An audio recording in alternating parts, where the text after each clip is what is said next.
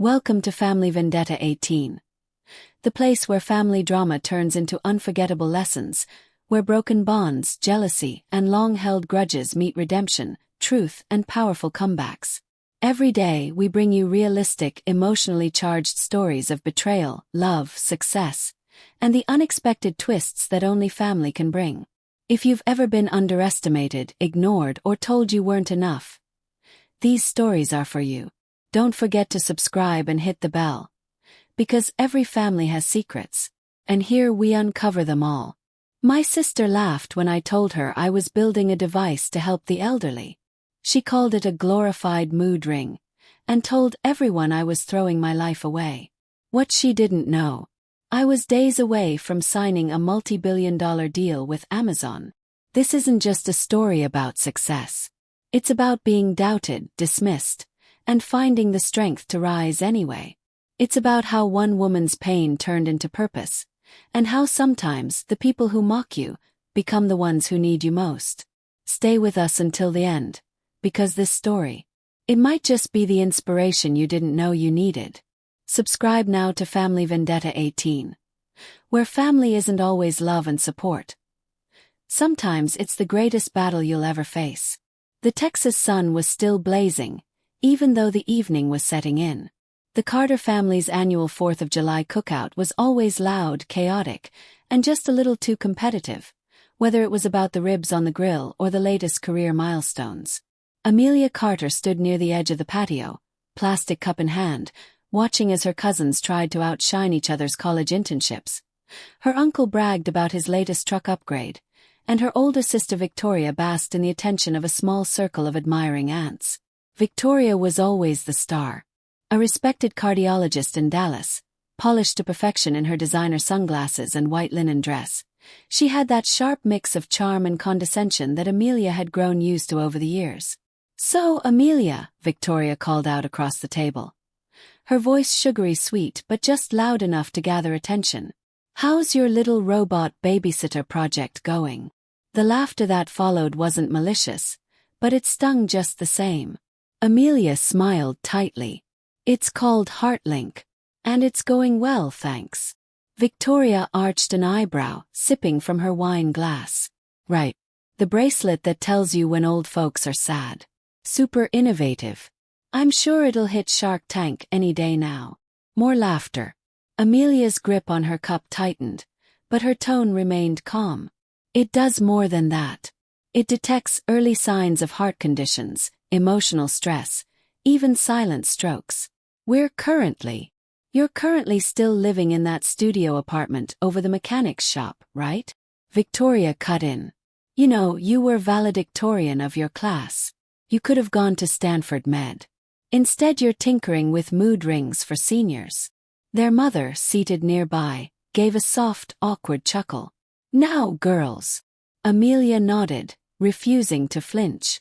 She couldn't tell them, not yet, that her company, HeartLink Health Technologies, had just finalized a $4.2 billion acquisition deal with Amazon Health. The NDA was airtight. The press release wouldn't hit until morning. So for now, she had to sit and listen as always. But in her pocket, her phone buzzed. A text from her CFO. "Wire confirmed. Full transfer complete.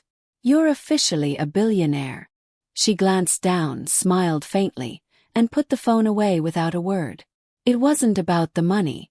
It was about this moment, the irony of standing there, listening to her sister mock her life's work, completely unaware of what tomorrow's headlines would say.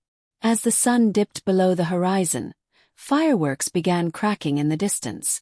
Someone turned on the radio, and laughter filled the air once again.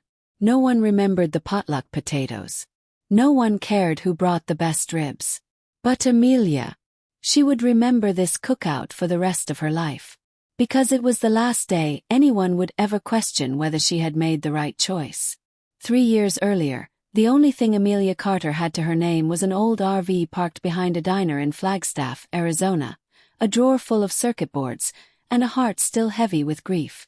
Her grandfather, George Carter, had always been her hero. A retired Air Force mechanic with a booming laugh and a soft spot for peach cobbler. He'd practically raised Amelia during her childhood summers. He was the one who taught her how to solder a wire, change a tire, and never apologize for asking too many questions. When George turned 83, he was still sharp and stubborn, living alone in his modest home just outside Phoenix. "Don't you dare put me in one of those nursing warehouses," he'd grumble every time the topic of assisted living came up. "I'll die with my boots on, not in a hospital gown." And he did. Amelia had called him one Thursday morning like she always did, but he hadn't picked up. She thought nothing of it. He'd probably misplaced his phone again. But by Friday afternoon, the police found him collapsed in his kitchen, victim of a silent heart attack. He'd been gone for over 18 hours before anyone knew. The guilt was relentless. Amelia had been buried in deadlines at her software engineering job in Seattle. She'd missed the signs, changes in his voice, complaints about fatigue. Subtle signals scattered across weeks that no one had put together until it was too late. That night, sitting alone in her apartment, staring at the dusty mug her grandfather had left behind during his last visit, an idea began to take shape. What if someone or something could have caught it sooner? She began sketching designs on napkins. Wearable sensors, emotional mapping, behavioral tracking. A device that could do what no doctor's appointment or check-in call ever could. Understand when something was wrong, even if the person wearing it didn't. By Monday, she'd submitted her resignation. By Friday, she was halfway across the country in that RV, calling up former classmates and engineers, pitching a dream she could barely afford. She named it HeartLink. The prototype was crude, a rubber wristband with off-the-shelf components. But over time, it evolved into something powerful. It tracked heart rate variability, changes in tone of voice, movement patterns, even minor shifts in daily routines. With AI-powered predictive analytics, it could detect early signs of conditions like heart failure, depression, stroke, and anxiety, particularly in elderly individuals living alone. Amelia maxed out 3 credit cards and cashed out her 401k. Friends told her she was nuts. A few investors laughed when she pitched it. "Old people won't wear tech," they said. "This isn't scalable. Try something sexier, like a dating app for dogs." But for every dismissal, there was a spark of progress. A retired IBM engineer in Georgia offered to consult for free. A small independent senior living facility in Oregon agreed to test the product with 20 residents. And then came Maggie. She was 78. A widow with no children, wearing HeartLink as part of the pilot program. One night, the system flagged a sudden drop in energy levels and erratic movement patterns. The AI flagged moderate stroke risk and sent an alert to the care team. They found Maggie on the floor of her kitchen, confused and disoriented, but alive. She recovered. The director of the facility called Amelia in tears. "Your device saved her life. Do you understand that?" It was all the validation she needed. From that moment on, things started to shift. Local newspapers picked up the story. Orders trickled in. Then a small piece ran on NPR. Suddenly, Amelia had backorders from 6 states. A team of 2 became a team of 15. Investors who once ignored her started leaving voicemails. But she remembered who laughed and who didn't.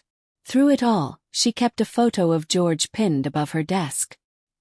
He was wearing his aviator glasses, smiling like always, with Amelia sitting on his shoulders, 6 years old and already asking how planes stayed in the sky. "This is for you, Pops," she'd whisper on long nights. "And for everyone who's ever felt alone when they needed someone most." HeartLink wasn't just a product. It was a promise, one she intended to keep. 2 years into building HeartLink, Amelia Carter was broke, exhausted, and dangerously close to giving up. Her small team, made up of scrappy engineers, interns, and 1 retired nurse, worked out of a shared warehouse space that had once been a mechanic's garage. They jury-rigged desks out of sawhorses and plywood, taped insulation to the drafty windows, and kept the place warm with space heaters and instant ramen. Every dollar went into hardware prototypes and cloud computing credits. Still, it wasn't enough. The orders were steady but not explosive. Investors were polite but skeptical. "It's a cute idea," one VC said during a Zoom pitch. But it's not a billion-dollar opportunity. No one wants to be reminded they're dying. Another said, why don't you pivot to fitness tracking for millennials? Or mental health for Gen Z? That's where the money is. She didn't want to build for clicks or trends. She wanted to build something that mattered. But the startup world didn't care about heart, it cared about hype. The worst sting came when she swallowed her pride and pitched HeartLink to Gotham Ventures, the investment firm where her sister Victoria's husband, Grant, worked as a partner. She walked in with a well-designed deck, case studies from early adopters, even letters from families whose loved ones had been saved. Grant didn't even make it through slide 6. I'm going to stop you there, he said, leaning back in his leather chair. You're solving a problem no one wants to face. Old age, loneliness, death. Not exactly exciting stuff. It's a charity case disguised as tech. Amelia stared at him, stunned. You're joking, right? We've flagged early signs of arrhythmias, minor strokes, severe depression. He raised a hand. I get it. It's noble. But noble doesn't raise Series B rounds. Come back when you're building something for people with disposable income and Instagram accounts. She left that office without saying a word. Just like the other 33 investor meetings that quarter, she was dismissed, belittled, and ignored. Each rejection chipped away at her confidence. And yet, every time she thought about quitting, she remembered Maggie. She remembered George. One evening, after another long day of debugging a sensor failure, Amelia called her sister, more for comfort than advice. Victoria picked up on the second ring. If this is about money again. It's not, Amelia interrupted. I just needed to hear a familiar voice. There was silence on the line. Then Victoria said, you should have gone to med school.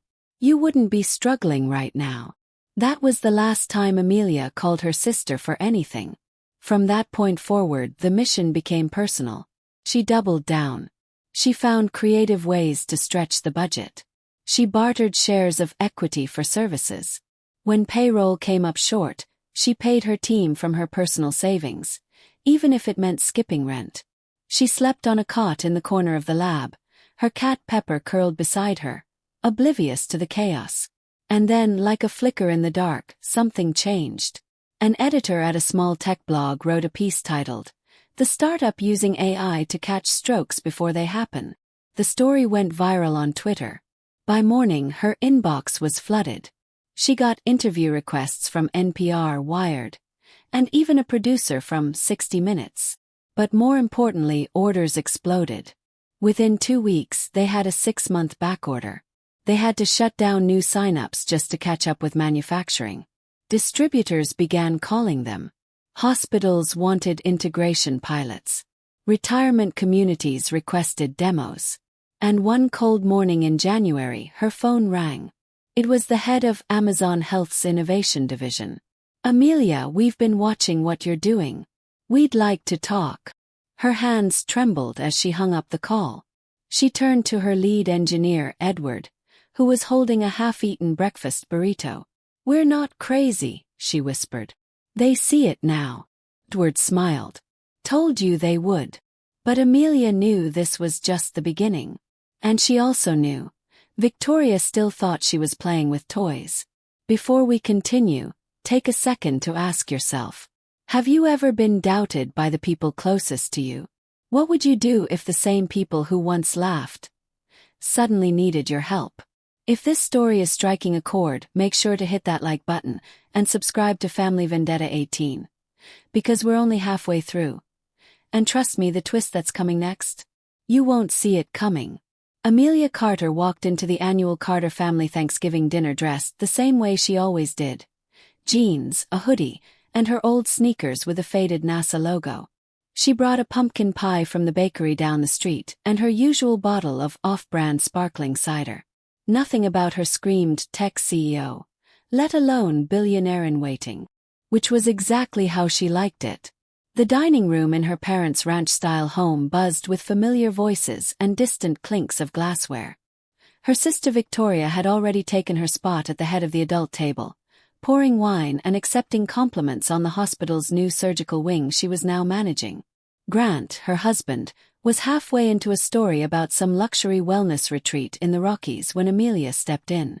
"Oh look, Amelia's here," Victoria said with a tight smile. "Did your little robot project give you the night off?" Amelia offered a smile of her own. "HeartLink runs 24/7. But I figured I could use a break." "Oh good," Victoria replied. "Because I read an article about wearable tech fatigue. You might want to make sure you're—" What was it? Elderly mood ring. "Isn't causing more anxiety than it solves." Laughter circled the table again. Her aunt chuckled awkwardly. Her mother murmured something about keeping the peace. Amelia took her seat quietly, biting the inside of her cheek. What none of them knew was that earlier that week, Amelia had signed the final paperwork selling HeartLink to Amazon Health for $4.2 billion. A deal set to be announced Monday morning. She'd spent the afternoon on a Zoom call with Amazon's legal team, confirming her new role as Chief Innovation Officer of the company's entire eldercare division. She was about to lead a department larger than the hospital Victoria worked at.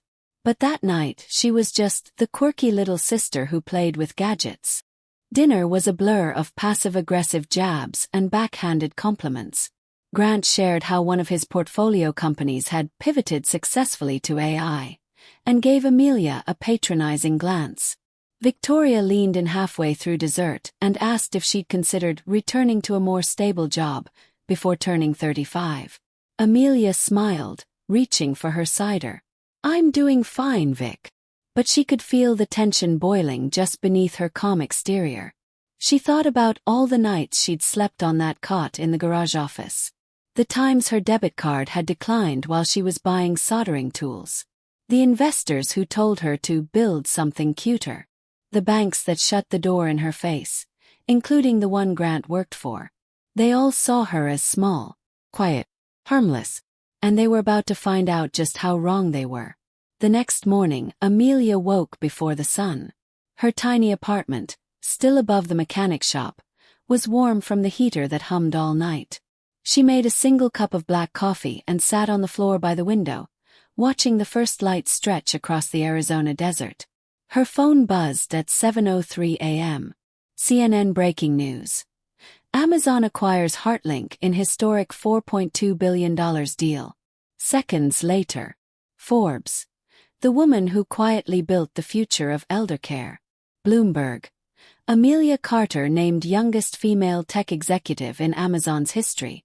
Her inbox exploded. PR. PBS. The Washington Post. LinkedIn messages. Former classmates. Distant cousins. Even that one investor who laughed at her deck 3 years ago. But the first message she opened was from her mother. "Is this real? Amelia, are you?" The second was from Victoria. No subject line. Just one sentence. "Call me when you can." Amelia stared at the screen, her eyes welling unexpectedly. Not from pride or even vindication but from relief. She wasn't invisible anymore. She got dressed, threw on her same hoodie and grabbed her car keys. Her old Ford still had a cracked dashboard, and the stereo only worked if you hit it twice. She didn't care. Because today everything was different. And as she pulled out of the driveway and onto the highway toward HeartLink's headquarters, she allowed herself a single quiet smile. They would all know soon. But she already knew she had made it. It didn't take long for the ripple effects to reach her. Within 48 hours of the announcement, HeartLink was everywhere. The Wall Street Journal called it the most impactful eldercare innovation of the decade. Time magazine placed Amelia Carter on their Women Changing the World cover. Twitter blew up with photos of aging parents wearing the HeartLink band and stories of lives saved. Amelia's phone didn't stop buzzing. Her inbox had over 9,000 unread messages. Everyone wanted something, an interview, a partnership, a piece of her time. But one name stood out among the sea of subject lines. Victoria Carter. Her sister had sent 3 messages in less than a day. First, "Hey, I read the news. Wow." Then, "Can we talk? It's important." And finally, "I may need your help." It's about my hospital. Amelia didn't reply. Not out of spite, but because she needed a moment to breathe. Her life had flipped upside down in less than a week, and while she'd fantasized about what this moment might feel like, nothing could have prepared her for the weight of it.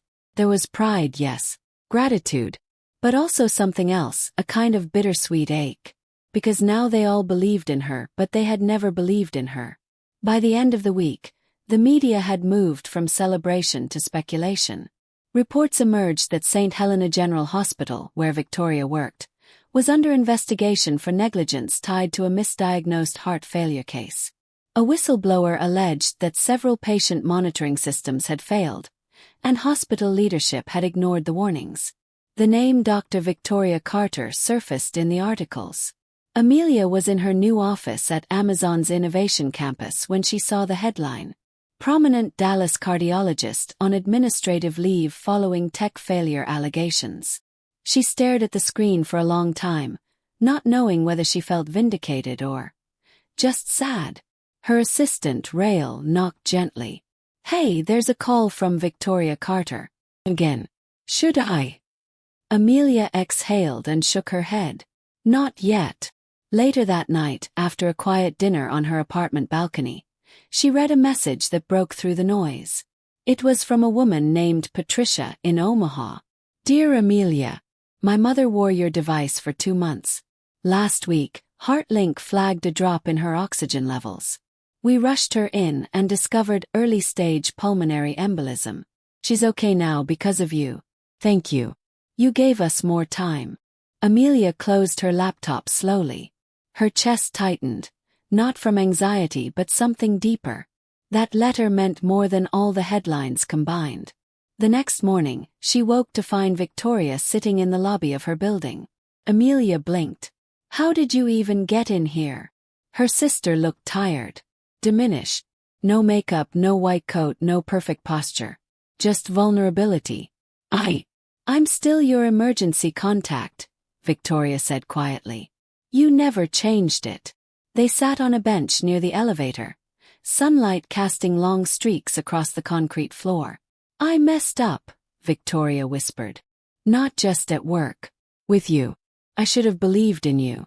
I should have supported you. And now the hospital board wants to scapegoat me, and I don't even blame them." Amelia looked at her sister, trying to reconcile the woman in front of her with the one who dismissed her dreams at every turn. "Why are you here really?" she asked. Victoria's voice cracked. "Because I need your help. Not to cover for me, not to fix it, but to learn. Maybe work with you. I don't know. Just start over." For a long moment, Amelia said nothing. She thought about all the family dinners, all the sarcastic digs, the rolled eyes, the way her sister had diminished her ideas into punchlines. She also thought about George, how he used to say, "Family's what you do with it, not what you're born into." Finally she stood. "You want to help? We're hiring in our medical integration team. You'd have to start from the ground up. No titles, no shortcuts. You'd work under someone 20 years younger than you." Victoria nodded slowly. "I deserve that." Amelia offered a quiet smile. "Then I'll see you Monday." Because forgiveness doesn't mean forgetting. It means allowing space for people to rise, after they've fallen. 3 months had passed since the Amazon acquisition, but Amelia Carter still hadn't moved out of her modest apartment above the auto shop. It wasn't because she couldn't. The beachfront house she'd quietly purchased in Laguna was waiting, furnished, landscaped, and soaked in ocean light. But part of her wasn't ready to leave the space where HeartLink was born. The greasy aroma from downstairs, the rattling pipes, the midnight ramen dinners. They were part of her journey. The part no headline could capture. Inside her home office, one wall was covered with handwritten letters, carefully pinned, each one from a user whose life had changed thanks to HeartLink. Stroke warnings. Panic attacks prevented. Grandparents saved. And right in the center of that wall was a photo of her grandfather, George, holding her at age 5, her chubby hands covered in motor oil, both of them laughing. Just below the frame, his quote, "Make something that matters." Amelia now led Amazon's global eldercare tech division. Her days were full of high-level meetings, strategy calls, and product development roadmaps. But she made it a point to keep 1 hour every morning to read letters like those, to remind herself why she'd built any of this in the first place. On a foggy Tuesday morning, her assistant popped in with a raised brow. "You've got a meeting today with..." "Guess who? Victoria Carter. First day on the job." Amelia smiled faintly. "Right. Let's see how this goes." Victoria walked into the building like a completely different person. No designer heels, no lab coat. Just jeans, a plain cardigan, and a leather-bound notebook. She approached Amelia's desk with cautious optimism. "I'm not here to be your sister today," she said. "I'm here to be your student." It wasn't some poetic reversal. It was humility. Victoria had been placed on a rotation team in data validation, reporting to a 27-year-old analytics lead from MIT. She didn't complain. She asked questions. She stayed late. She even volunteered to help QA a new emotion mapping algorithm for users with cognitive decline. Amelia watched her sister from a distance, not with suspicion but with quiet assessment. Could respect be rebuilt from the ruins of old rivalries? One afternoon, Victoria passed by the wall of thank you letters. She paused, reading a few. Amelia saw her eyes soften. "You really did this," she murmured. Amelia replied, "We did this. All of us who believed." There was a long silence between them. Then Victoria looked at her. "I get it now. It wasn't about proving you were right. It was about building something real." Amelia nodded. "And about being respected for what you build. Not for how loudly you talk at dinner." Weeks later, Amelia was invited to speak at a major healthcare innovation summit in Chicago. As she stepped on stage to deliver her keynote, she scanned the audience. In the third row, Victoria sat beside their parents, clapping hard, tears in her eyes. After the speech, as people flooded Amelia with congratulations, Victoria waited quietly until everyone left. "Amelia," she said gently, "I used to think success was about titles and degrees. But watching you, it's about impact." Amelia didn't respond with a lecture or a smile. She simply hugged her sister, truly, fully, for the first time in years. That evening, back in Laguna, Amelia finally unpacked her things. The beach house was calm, the sea whispering against the shore. Her cat Pepper curled on the windowsill. She placed George's photo on the mantel and looked around the room. Her journey had started with grief, with rejection, with doubt. But it had ended in purpose, in legacy, and yes, finally in respect. Because success isn't about being loud. It's about being heard when it matters most. And sometimes the loudest kind of change begins in silence. Sometimes the deepest wounds come from family. But so does the greatest strength. If this story moved you, if it reminded you of your own journey or someone who never believed in you, don't let it stop here. Subscribe to Family Vendetta 18 for more powerful real-life inspired stories every week. Share this with someone who needs to hear. Success isn't about proving them wrong. It's about proving to yourself, you were always right to believe.